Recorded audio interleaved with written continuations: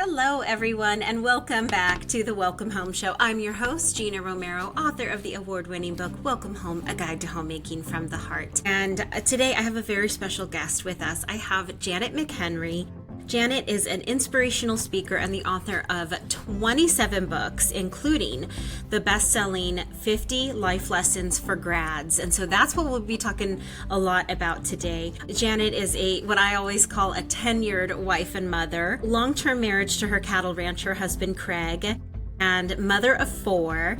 And as a former high school educator, she loved hanging out with teenagers, and now she counts them among her friends, although they usually call her Mrs. McHenry and not Janet. Welcome to the show. Gina, thanks so much for having me. This will be fun. Oh my gosh, yeah, my pleasure. It's always so nice to get to welcome someone on that I've gotten the privilege of sitting with, and you just ministered so much to me back in March when I sat with you, and it feels in many ways like March was so long ago, because this ministry, the Welcome Home Ministry, has been so busy writing, casting, radio, magazines, now television. It's been wild. Yeah. So, I want to ask you, because you taught for many years. How many years were you an educator for? I taught high school English for 26 years. A lot of fun, a lot of work, a lot of essay grading.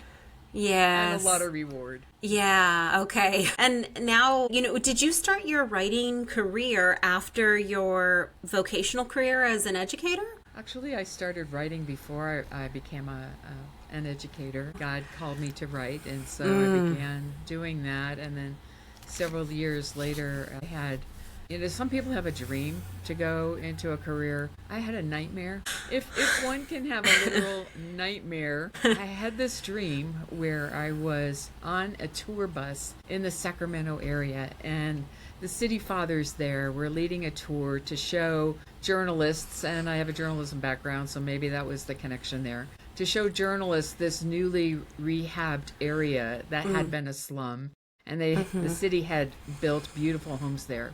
So I'm on the bus, and we're looking, and we're coming into the neighborhood, and it was beautiful new homes, and there were all these happy children. They're dancing on the roofs, and they're waving out of the windows, and peeking over the balconies and things like that. And then all of a sudden, all of the homes go up in flames, and I'm apparently the only one on the whole bus who can see that there is a problem. And I look around like, who's going to take care of this? Does anybody see? And I realize I'm the only one. So I run to the front of the bus, and I tell the bus driver, stop the bus, I got to get off.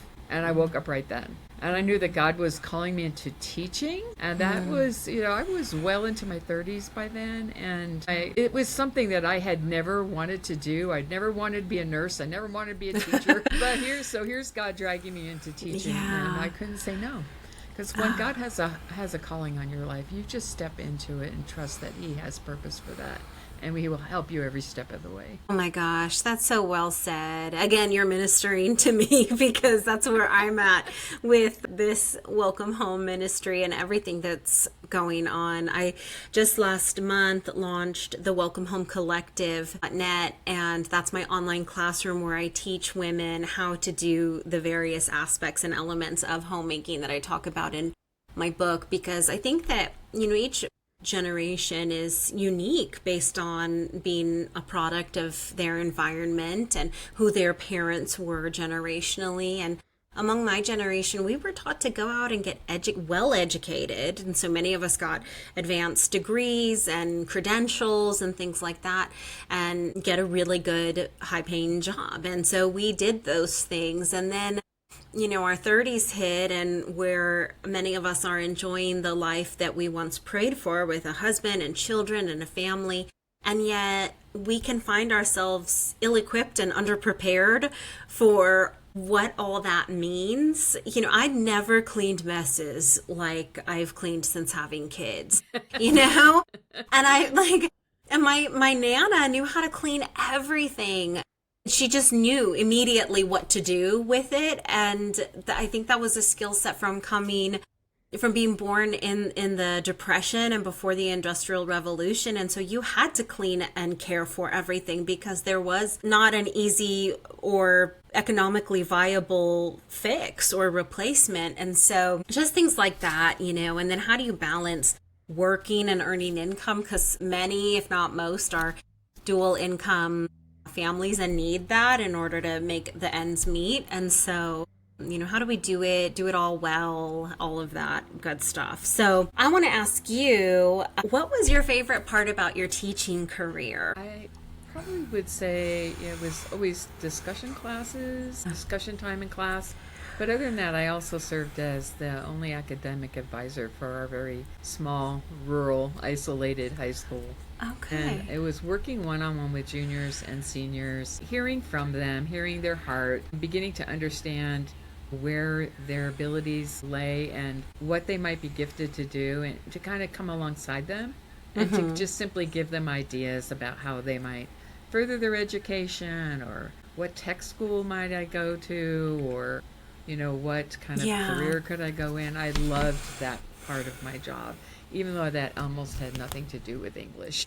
I love that. Well, and I mean, my mom had sent me a reel from Instagram the other day, and it was this woman saying, "Oh, I just air quotes, wanted to be a mom," and then she does this really funny thing where there's like 17 scenes that follow where she's still sitting in the same chair as the first scene, and she's now wearing like a chef's outfit because she's a cook for these kids, and then she's wearing like a therapist's suit and with a notepad, listening, and caring for the kids, and then she's wearing a judge's robe because she has to adjudicate issues among the kids. And so all of these things that we do as moms, it's just this whole mixed bag because kids need that. So that's cool that you were able to do that, not just for your four, but then for your kids in the classroom too. Yeah, and it was slightly my four children's nightmare that their English teacher was their mother. I know. I saved them out of some problems, but I probably also created a few.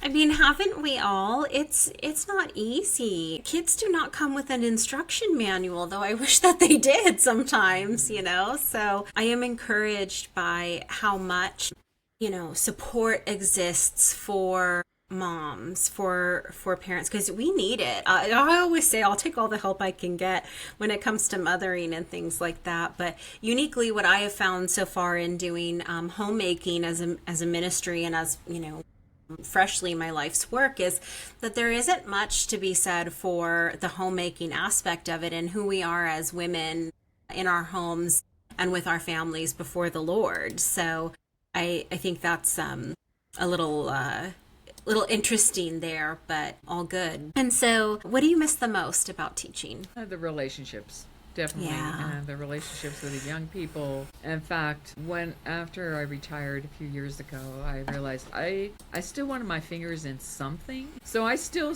am the official scorekeeper for the high school basketball games. Oh my gosh. It helps me get through the winter here in our snowy Sierra, but I also get to be an observer of the lives of these young people and get ideas about who they are and where they're going to head off into the world.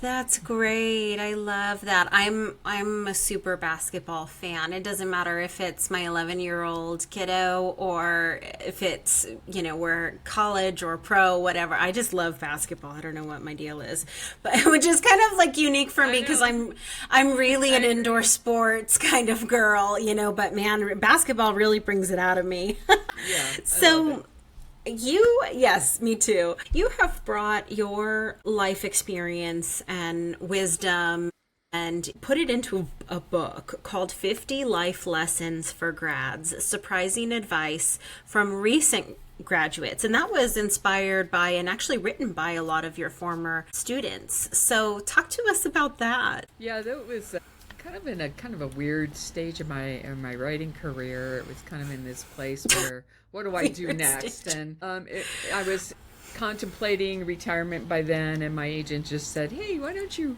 write a gift book for grads? And I thought, that really makes sense, because for years and years I was coaching kids, with college applications and scholarship, applications and all the things, and helping them navigate financial aid.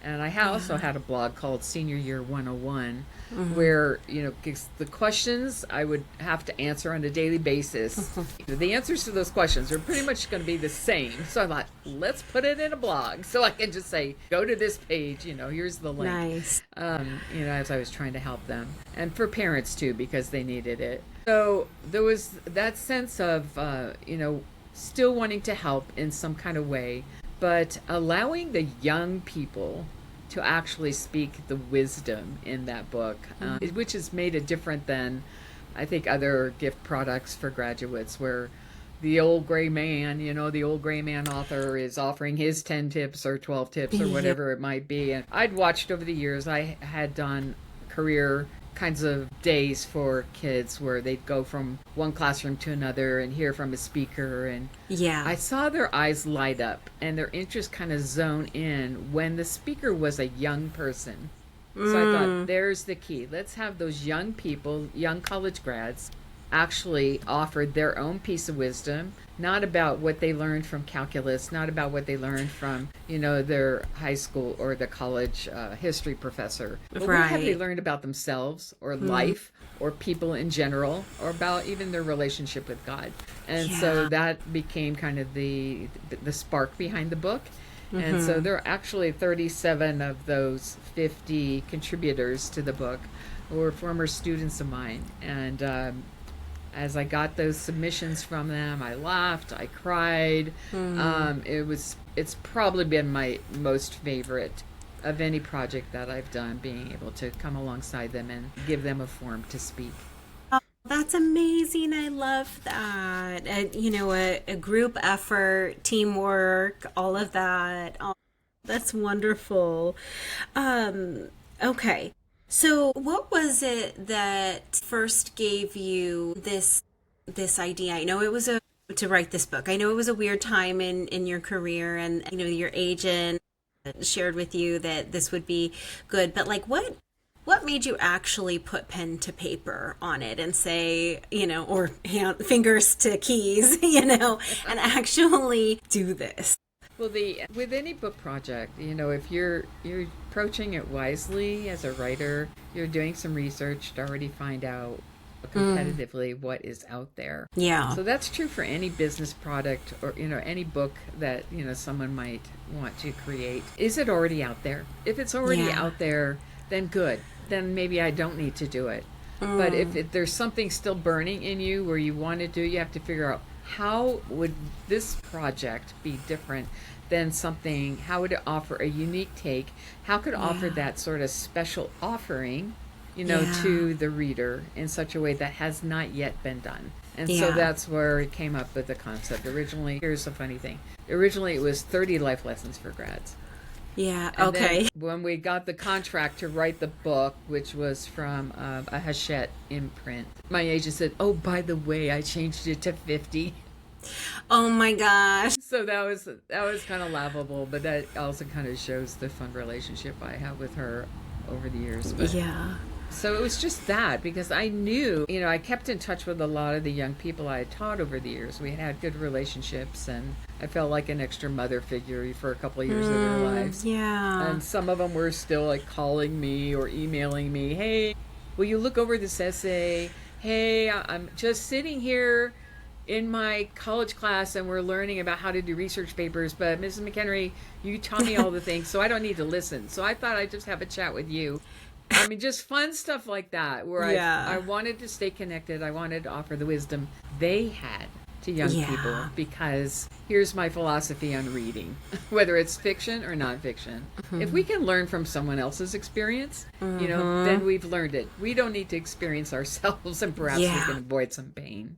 Yeah. Oh my gosh, that's my personal creed. That's why having, amazing women like yourself on this show has just been the biggest blessing, not just for listeners. I had someone tell me just a week and a half ago, that she listened to one of the episodes and just was brought to tears because God used it to speak to her. And she's a mom of 3, and, there's definitely something to be said for learning from those that have gone on before us. So I love that that's something that is near and dear to me, and that your book incorporates this. And the book's on Amazon and everywhere books are sold, right? Yeah. Okay. Yeah. Tell us a little bit, give us like an appetizer, if you will, about some of the lessons that are in the book. What could grandmas listening or moms listening hope to maybe impart upon their graduate if they got the book,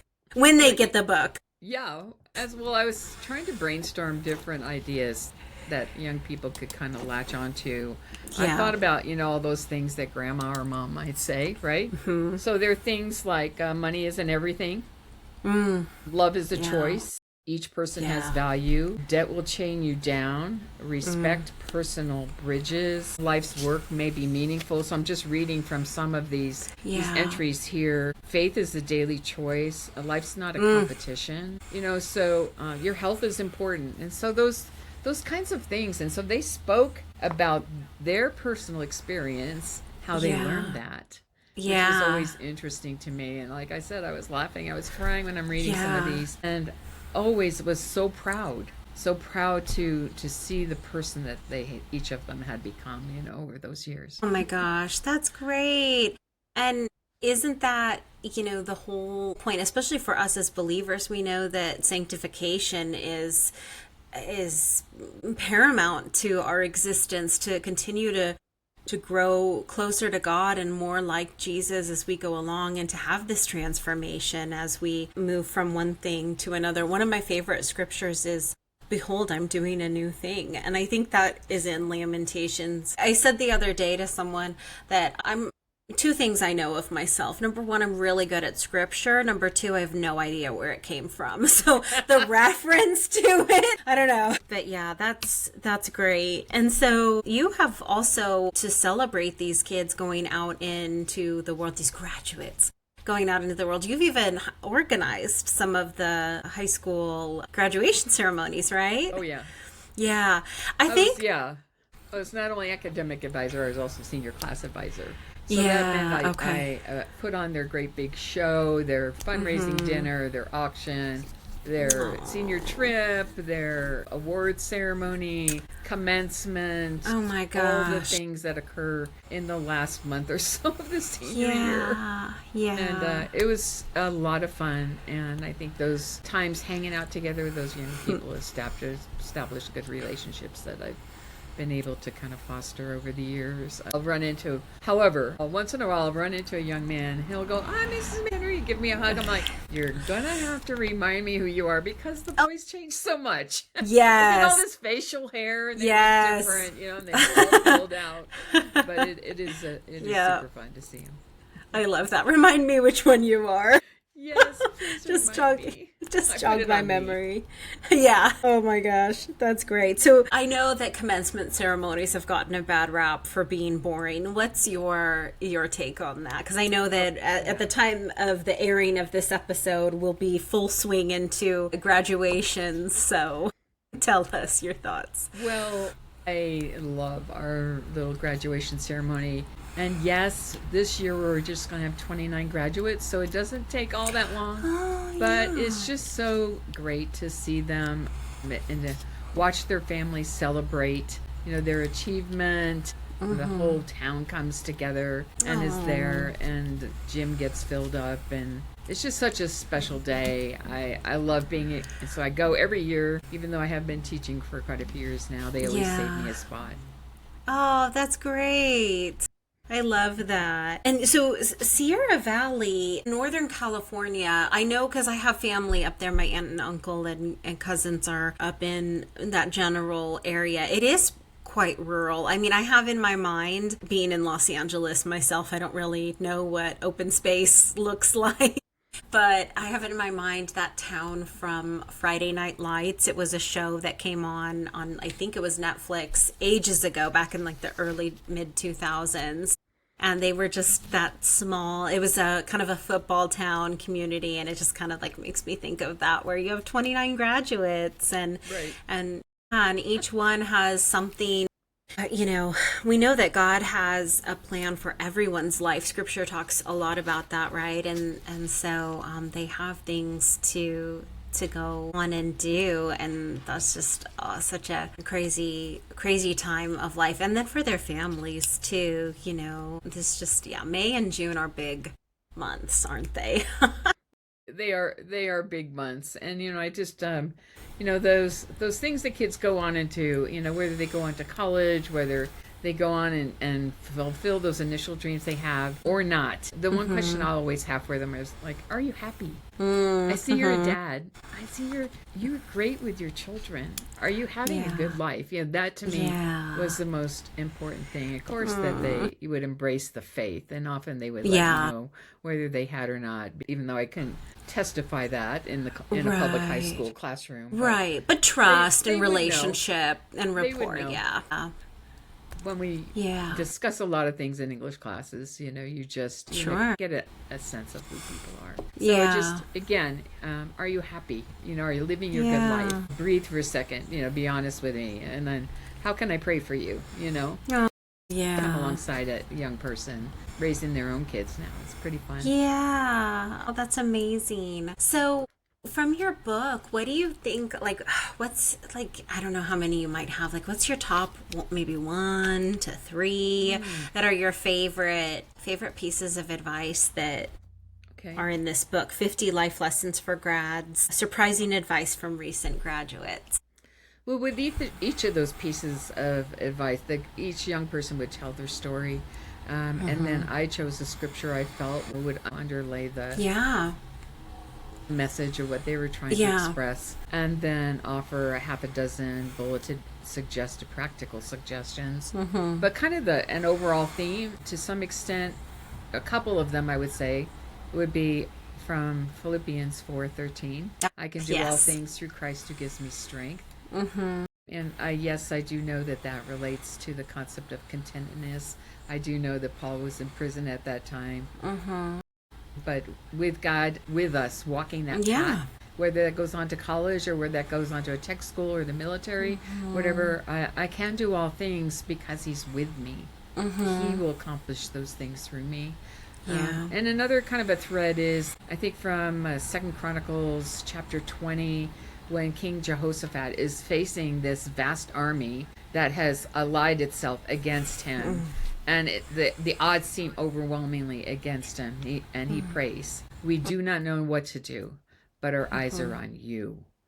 And so that puts it into God's hands. And I think that's a message for not only young graduates, but also for young moms. For some of us moms who are still older, still kind of walking paths and maybe guiding younger people in different kinds of ways. We may not know what to do, but our eyes are on you. And we can do all things through Christ who gives us strength because our eyes are on him, because we know that he can accomplish those difficult things through us. Yeah. Oh my gosh, that's so great. I love both of those scriptures. And to your point, I think that for moms going through it as well, that is just what we need to do, and consider looking to the founder and creator of life is a good place to start, right? What advice might you have for moms of recent graduates or students that are graduating? Because I have an 11-year-old that's graduating from elementary school. I know. They call it a promotion, but they wear caps and gowns. Oh my gosh. I can't believe he was just in first grade yesterday. I really can't believe they'd allow him to graduate. No, I'm kidding. I know. It does happen just yesterday. It does. I think the thing is to just kind of relax and enjoy the moment. Enjoy that season that you're in. I remember when I was a young mom, we had just moved to the Sierra Valley. It was a long time ago. And I had a 1-year-old and a 2-year-old, and we just moved into the house. The house wasn't finished. It was a wreck all the time. And an older woman said to me, she was kind of another mom figure, just enjoy them, Janet. I'm like, oh, at the moment, it's like, how? Yeah. Yeah. They're giving me such Yeah. a hard time. They were the challenge. The first two were the challenging two. The other two were easier kids. But, Okay. But it was, that moment, like, okay, breathe, just enjoy them. Just enjoy the moment. Just enjoy the minute that you've got, because you blink and they're gone, Yeah. Yeah, I feel that. I definitely feel that with my oldest being done with elementary school. It's wild.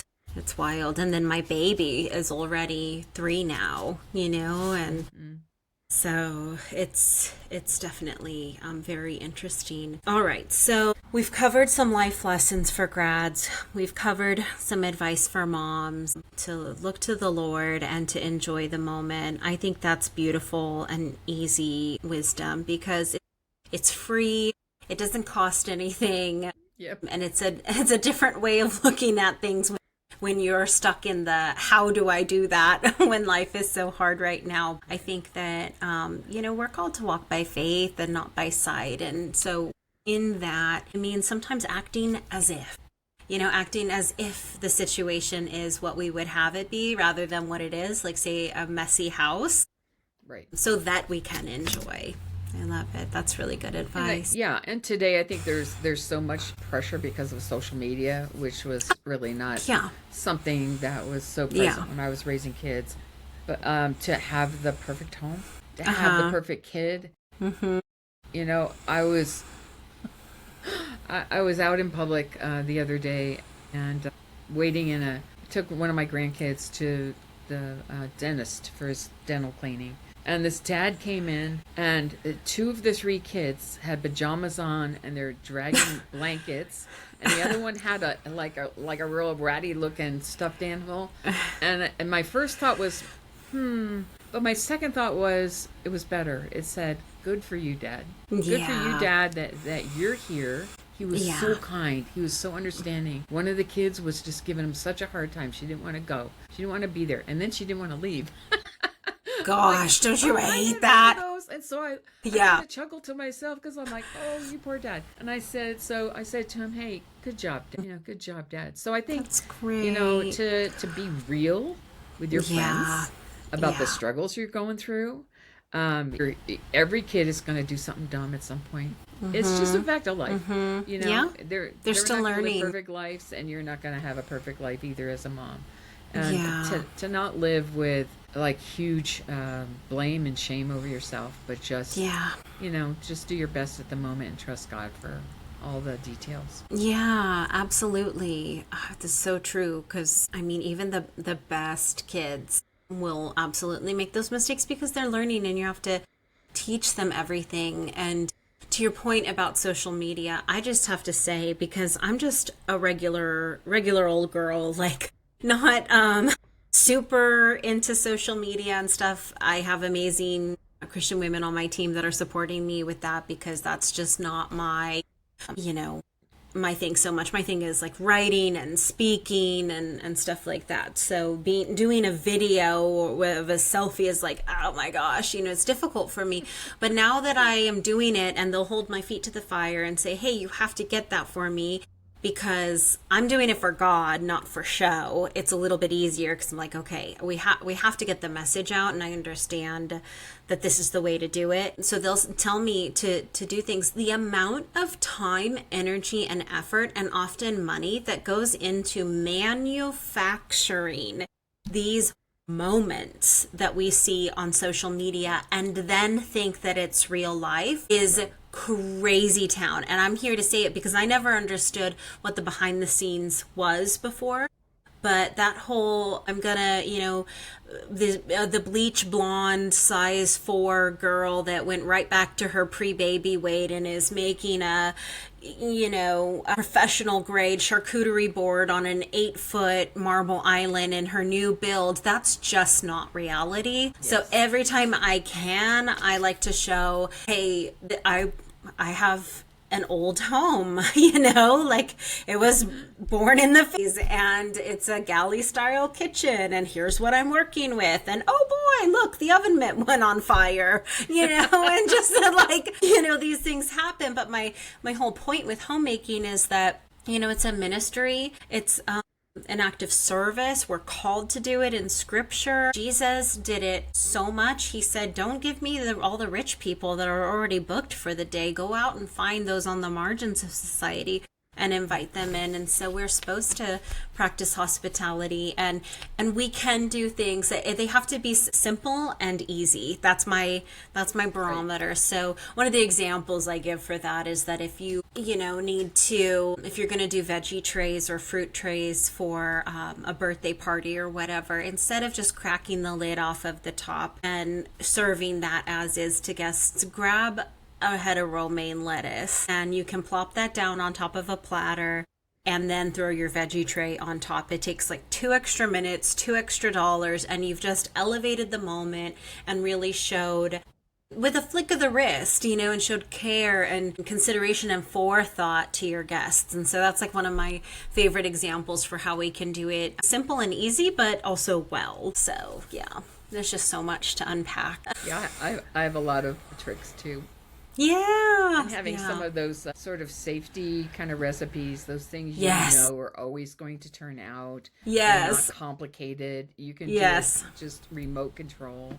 Mm-hmm. So make it easy on yourself, and they're just simple ways to also make it look lovely. Yes, indeed. Indeed. I love that. And that's something that, I looked at my mom and her age mates, because my parents are very involved in our church, as am I, and our whole family goes there and such. It's something that I've seen of my mom and her age mates. And so these are women in their mid to late 60s. They do have those recipes they can pull out of their pocket, and they do have these tips and tricks. And I thought, wow, that would be really great if my generation could have that, and we're not left fending for ourselves, thinking that because the bleach blonde that returned to her size 2 pre-pregnancy weight within 2 days, doing all these showy things is the norm. Like, okay, that's not me. That's not my story. It may not be attainable. I think we deserve better, and to shorten the learning curve on that. Right. And so hopefully that's what Welcome Home will do for them. Janet, it has been such a pleasure and a privilege to have you on the show today. Thank you so much. And your book, 50 Life Lessons for Grads, Surprising Advice from Recent Graduates, is available for purchase on Amazon.com and everywhere books are sold. Janet McHenry, everyone. Thank you so much. Thank you, Gina. My pleasure. All right, guys. And as I always like to say, it's not goodbye. It's bye for now.